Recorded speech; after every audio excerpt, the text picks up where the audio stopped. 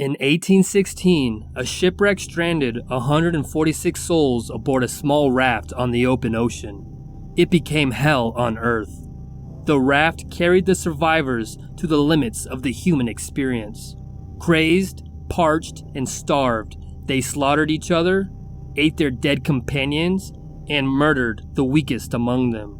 Many died at the hands of others, and many died by their own. In few instances has survival of the fittest been so thoroughly tested. This incident would spark a political scandal that rocked France, and birth one of the most enduring pieces of romantic art. This is the tale of the Medusa raft and the poor souls that boarded it.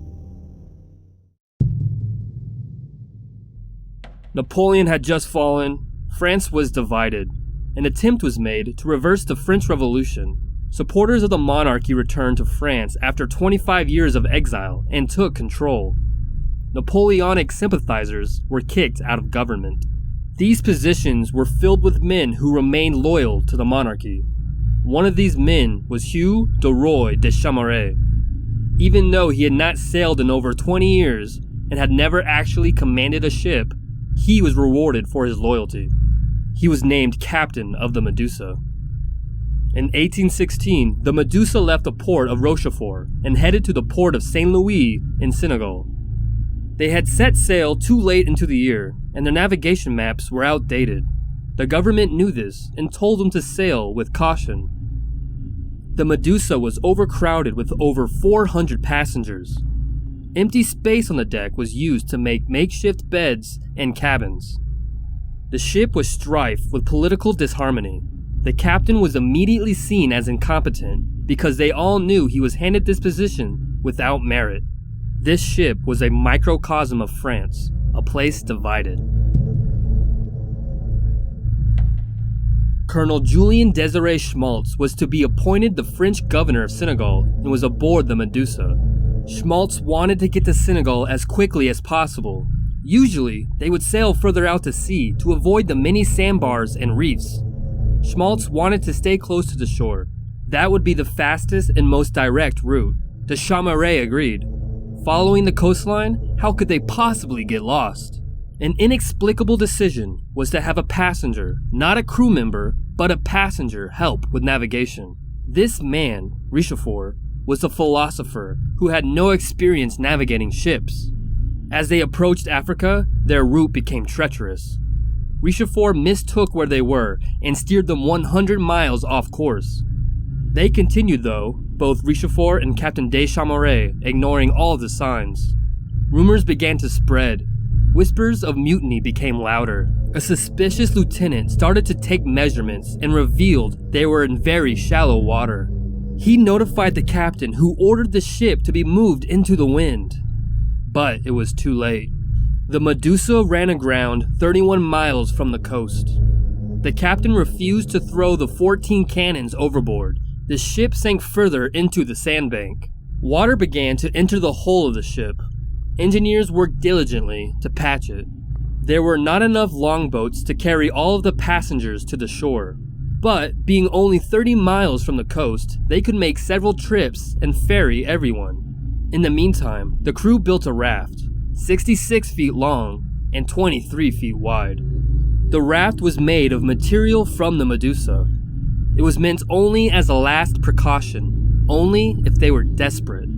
A strong wind blew. The Medusa showed signs of breaking. Everyone panicked. De Chamareix decided to evacuate the ship immediately, abandoning the idea of ferrying everyone to the coast. Instead, they were going to have everyone board the raft and tow it to the shore. It was pandemonium getting off the Medusa. Some were trampled and others were injured. Their unpreparedness meant they left behind supplies. 146 people boarded the raft. Their weight caused the raft to submerge, so they began to throw provisions overboard so the raft would float. They thought they could eat when they were towed to shore. 17 men decided to stay on the Medusa. They would wait until the longboats came back for them. The rest were on the 5 longboats. These longboats were overstocked and undermanned. As the towing began, it became obvious that it was impractical. The weight and the ropes made each boat sway from side to side. They feared the people on the raft would climb the lines and overtake them. One by one, each boat made the choice to cut the tow lines, abandoning the raft. Then, they only became interested in their own survival. Deschamps, Richefort, and Schmaltz sailed away. The rest were left to their fate. The raft had no sail or oars. They were at the complete whim of the crashing waves. As they saw the boat sail away, their situation dawned on them. Hunger and thirst began to play in their minds. A makeshift sail was made. They couldn't steer it, but blowing with the wind at least gave them some hope. The situation quickly deteriorated. The water cask had somehow gone overboard, so they were only left with wine. Their one bag of biscuits was completely soaked through. They soaked the biscuits in wine to mask the taste of seawater. It didn't even last a day. Factions formed immediately, officers and passengers on one side, and sailors and soldiers on the other. The stormy weather made it that only the middle of the raft would stay dry and secure. The rest was submerged under the water. Some were badly injured from the evacuation. They perished in the night. Some allowed their despair to take over them. As the night grew longer, they climbed over the side of the raft and into the black water to be washed away. Many watched, but no one tried to stop them. It just meant more room on the raft. A group of sailors stole the wine and got drunk.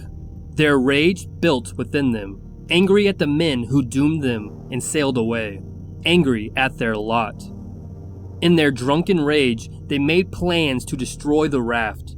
A man grabbed an axe and headed to the main rope that held it all together. An officer's saber ended his plan and his life. A riot broke out. Swords were let loose. Everyone grabbed weapons. Many were thrown into the sea. The water turned red with blood. In total, 45 men were murdered. This gruesome scene further drove despair into the hearts of men. Another 15 threw themselves overboard, embracing the deep, black sea.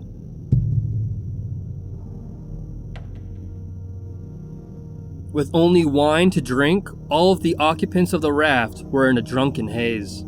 Starvation had got a hold of them firmly. Hallucinations drove them further away from their sanity. The blood attracted sharks who circled the raft. Many men knew their fate. Desperation pushed them onward. They ate anything made of leather on the raft. Shoes, pouches, belts, anything. Another mutiny was attempted. The officers crushed the mutineers. Soon the raft was covered with their dead bodies. The hunger did not let up. Some began eyeing the bodies of their comrades. During the night, limbs were cut off.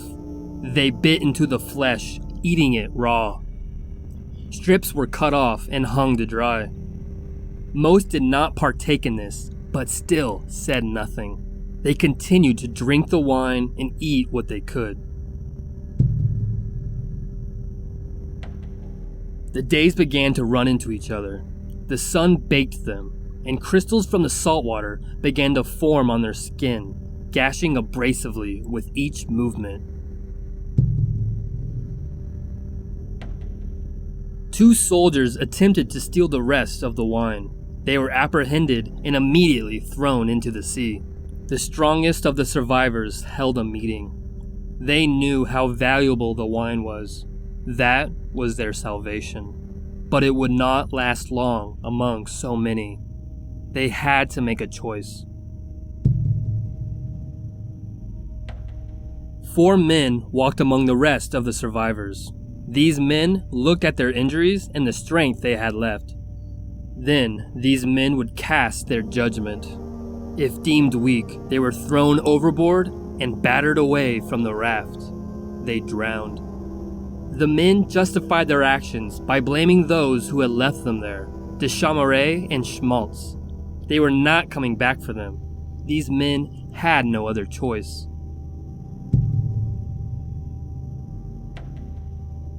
The remaining survivors were determined to work together. They were determined to make it out of this nightmare. Now with adequate room, they built shelter from the sun. They feasted on chunks of their fallen comrades. They drank their own urine. They drank so much they could identify who the urine came from by the taste alone. As they bobbed in the sea, they were lost men. Already, they had done so much. They willed themselves to survive. The days passed on.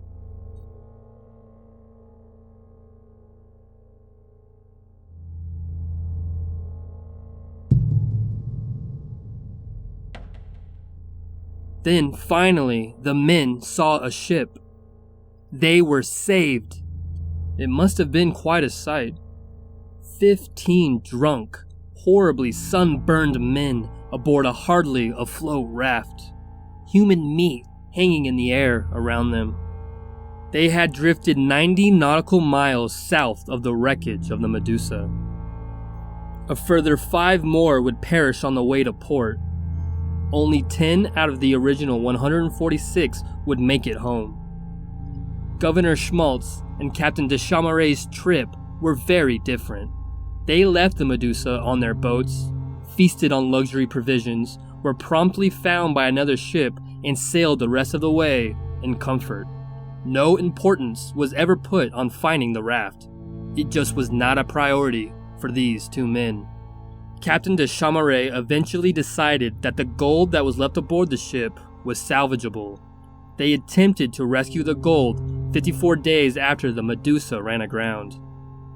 When they arrived, they were shocked to find 3 of the 17 men who had stayed aboard still alive. The new government tried to cover up the incident, but the accounts of the survivors were published and immediately politicized. It became a scandal in France. Captain de Chamaret was court-martialed. He was tried on 5 counts. He was found not guilty of 3 of them: abandoning his squadron, of failing to refloat his ship, and of abandoning the raft.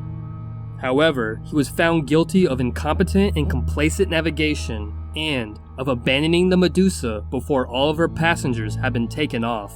He was only sentenced to 3 years in prison. This light sentencing was considered as part of the cover-up. The Senegal governor Schmaltz, whose impatience made them take their route, which put them on the path of destruction, largely escaped blame. A famous piece of art called the Raft of the Medusa is mostly how this incident is remembered nowadays. In it, the ordinary men were painted not as heroes like most of the work from the time, but as a group struggling to survive. These ordinary men were put into a situation not of their own making and had to endure if they could. Incompetence and callousness threw away these lives. Even in their death, their cause was only heard for political means. They were on the bottom of society. And that's the way the story goes.